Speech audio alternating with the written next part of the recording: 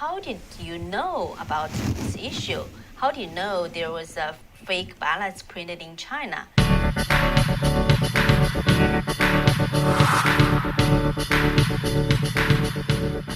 Welcome everyone to Sound of Hope News, and I'm your host Wei and Kathy. Hello everyone. Your Chinese-American journalist from San Francisco of California. We have some breaking news to you, and very important.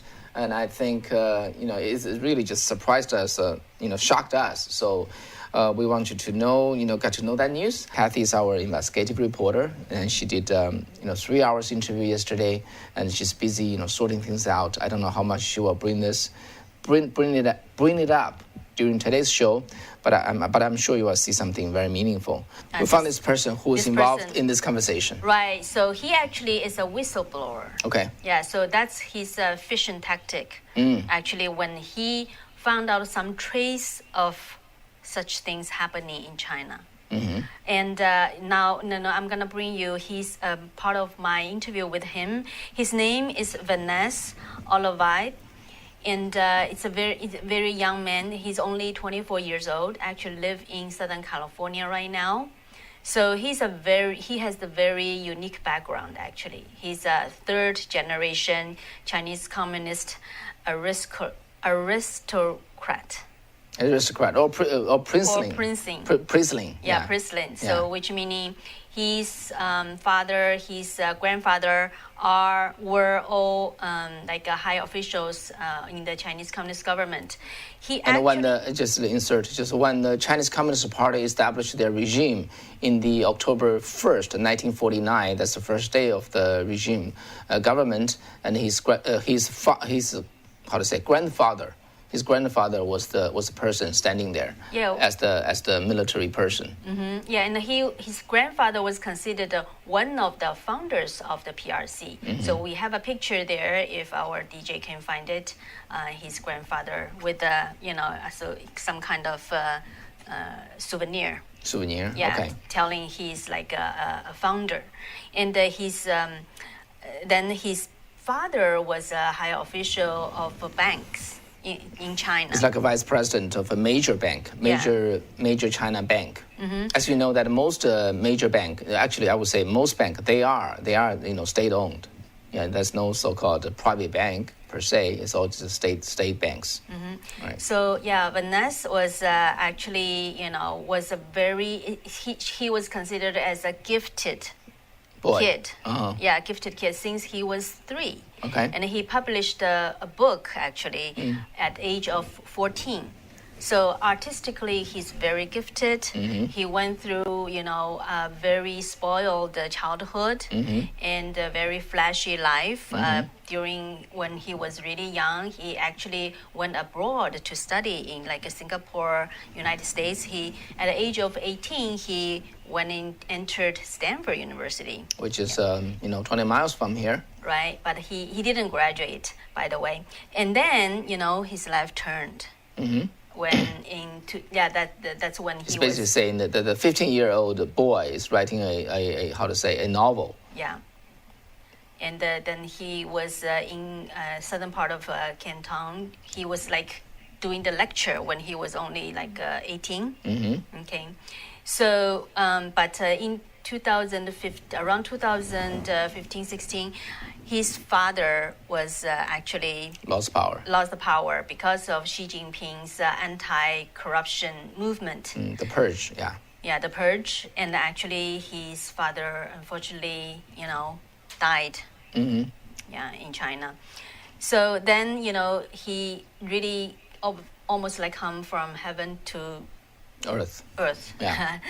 For his life. And but then but how did he know about these fake ballots printed in China? So actually he has still he made his life better in the United States, reestablish himself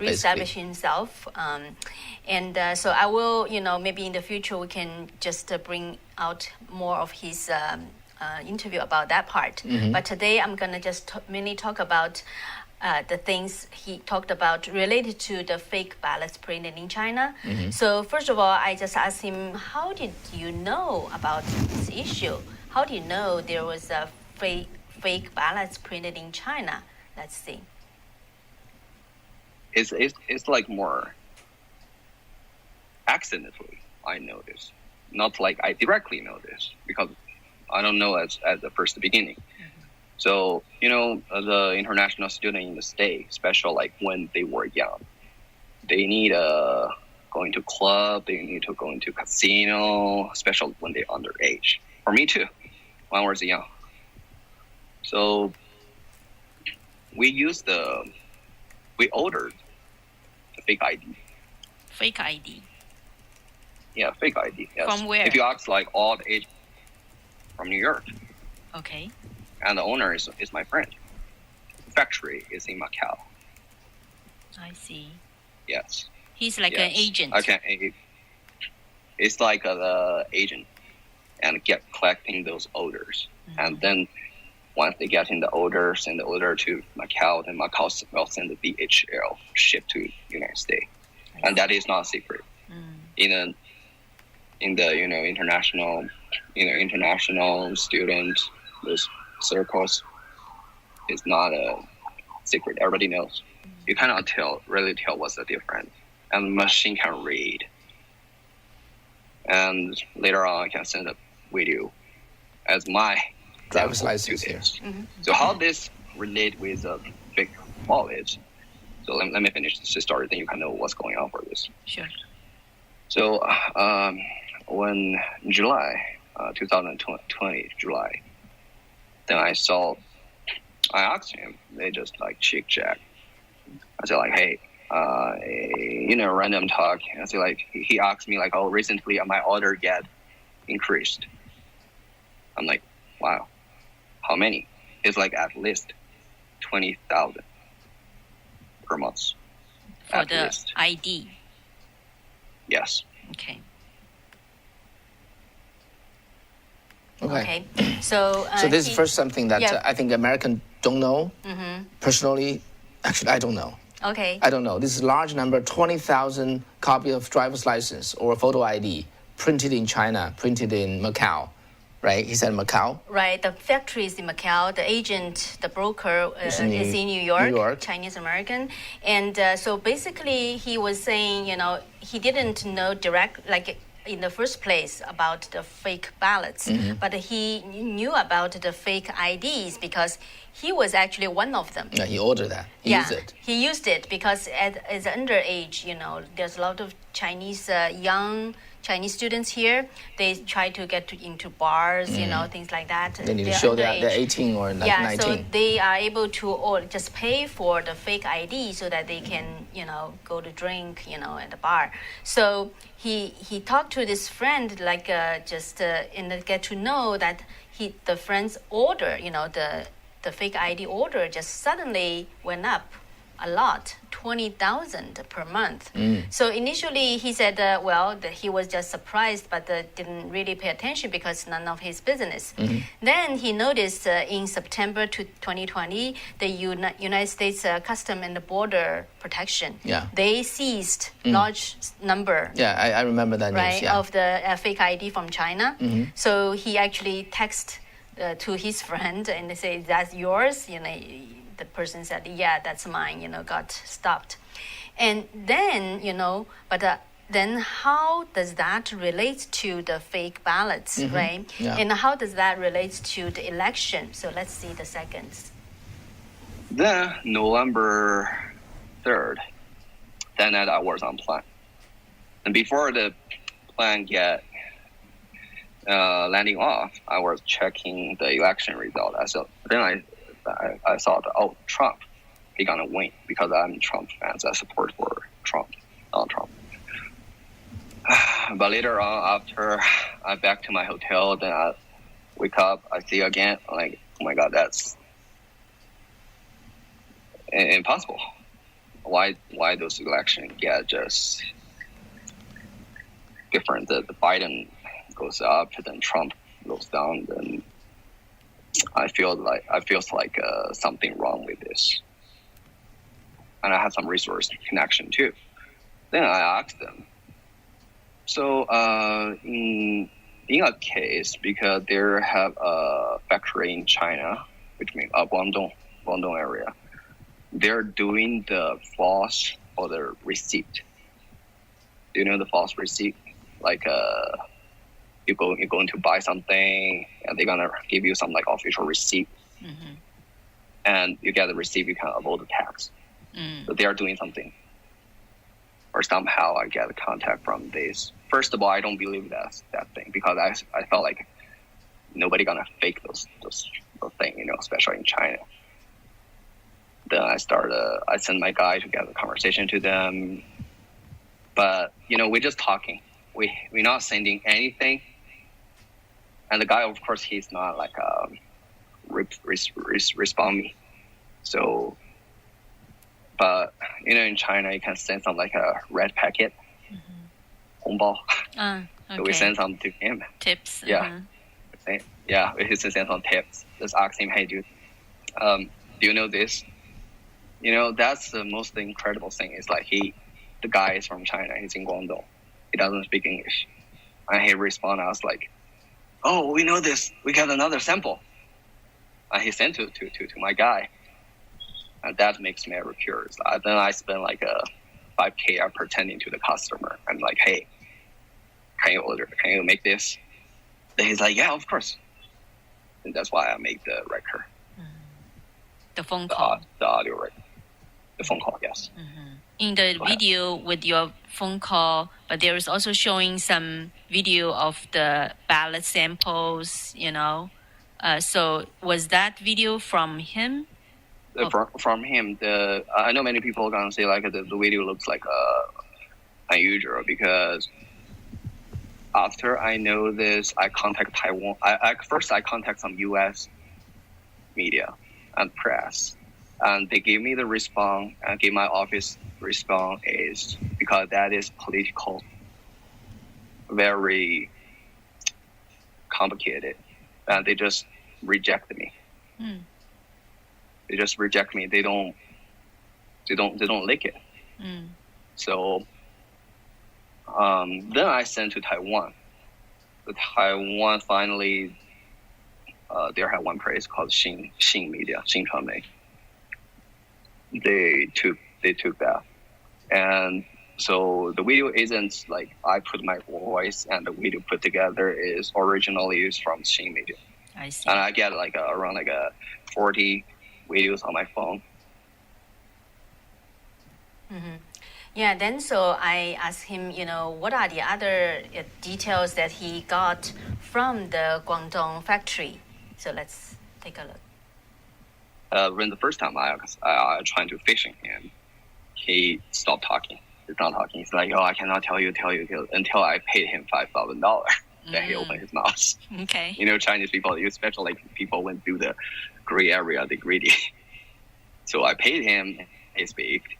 So he said 1 month he can produce at least 500,000.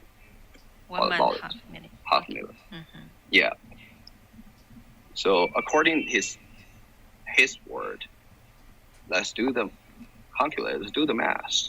Around 1.5 or 1.6 million bullets. How did you estimate the 1.6 million? Because every month they said at least 500,000, and that is 3 months. So do the math. And I'm trying to get their tracking number. I have some, but unfortunately, in China, they have to play the white gloves, 白手套. Which means? White gloves, which means you get some, you pick a guy is your puppy, and you control the guy, and you never shoot up. It's like you control him on the shuttle. So in China, this is not a secret. Everybody knows this, how to play the game. Many people will still thinking the Tor or Dark Web or those things is a fairy tale, but it's not. It's reality, accepted reality. So that's why they play dirty. And I'm not ashamed to say my background, because since I was a kid, I've been educated by this stuff. Then I asked him after. What did you say in the last sentence? Since I was a kid? Oh, since the kids was taught about those things. Okay. Yeah, well, he did say more details, but we'll do that. You will air that later. But then I asked him after they print the ballots, how did they get them into the United States? Let's watch. Or first, you cannot directly into the United States. They have to ship in from. Because I have a fuel tracking number. If you took this number, they're not directly to the state. First, they go to Canada or Mexico. Then from there, just like a narcos drug business, and back to there, you have to deal with local narcos or local gangster, and they figure out this or somehow in that part. I have some crew in New York and Massachusetts, I know, but other than that, I don't have more information. And this time is from July to October. Okay. Yeah, because first the printing the ballots is not completely. For some tag, they cannot fake. They have to do the second time. Where do they do the second round, do you think? I don't know. I think probably Canada or Mexico or some border place. I mean, they have to get low profile. And that isn't just like they prepare for like 3 months or 2 months. Because for those ID, at least I know, it's like 1 year. That's 1 year ago they got order for that. Yeah. So remember, Venice was talking about started with the fake ID. So I just then asked him, what's the relationship between the fake IDs and the fake ballots? Okay, first of all, if you just use the fake ID in some state, in the machine, they cannot. You have to use the ballot with your ID. But the ID, if you check on the system, some system won't show the face. They only show the name. That's why the dead people, the social security number, once you get those information, you can hire some people on the street, use their face, but the information is other people. And then you can pass for the ballot. And then we don't have to mention about the system. They get cheat on system. Because it very depending on the different state and how they cheat. In some state, they cannot cheat on the system. They just do the fake ballot. And that, what I'm saying, not only I saying this, you can check on the our president's the Twitter. They have a video shows they switched for those ballots. And this word not only come from me. That's a lot of people saying this. And if you can check the time of the Xin Medium, I get all the records. It's not like just like a conspiracy. It's more like we're talking the reality, what's happening here.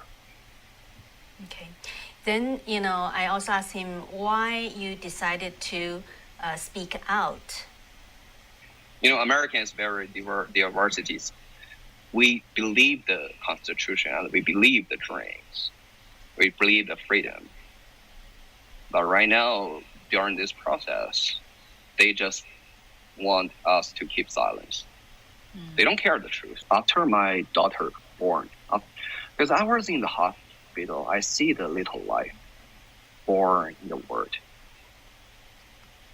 Then back to that time, because after my dad died, one thing I want to clarify myself. Many people saying because my dad, he got screwed by Xi Jinping, that's why I come here to against him. No, it's all not true. So first of all, I'm a Manchurian. After 2015, I'm not interested at all to China. And in 4 years, I know speak Chinese. I rejected, I denied my identity. So for me, China is a foreign country back to that time. Until that affected my life. Japan, US. I mean, you guys can do whatever you want in China, but back to that time. How are you going to affect the freedom word? Is it spread the virus? They cover the truth. Then I realized I gotta do something. I cannot let my daughter happen in this world. Like right now, the reality is already horrible. If people just let it go, what happened after 5 years, after 10 years? We don't know, but much more terrible. That's why I'm not saying I'm fighting for for China. I just, the normal man, do the normal thing.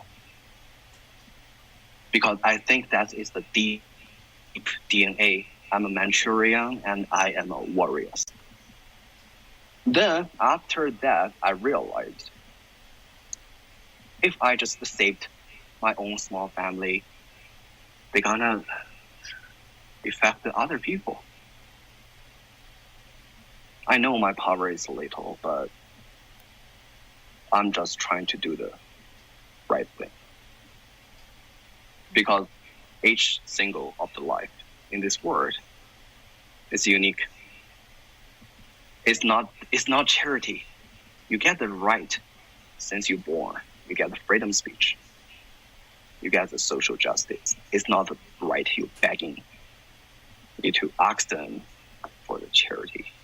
That's the right since everyone born. I was in privilege. I was in poor. But now I'm in the middle class.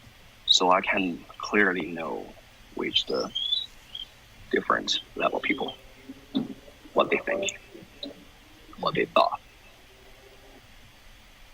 Mm-hmm. Okay. And remember last one, he mentioned he's a Trump supporter. Mm-hmm. So I asked him, why do you support Trump? Mm-hmm.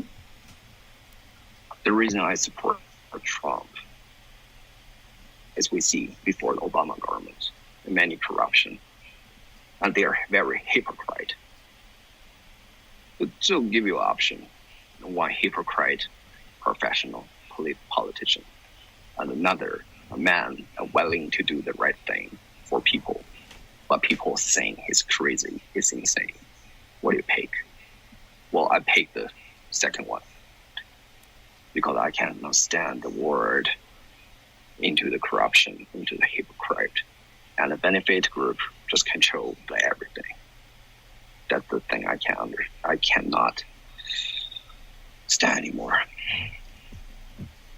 And also, that is very disrespect for the 74 million voters supporter for Trump. And another country, the whole world, billions of people support him. In Asia, people checking out. People don't want to see that because in China, the Communist Party, the dictatorship. So that's why I'm here. I want to speak my voice because that's the right. Since everyone born, the voice from people. And who decides this right to support or not? It's not the social media. It's not the CNN. It's the reality. It's the people.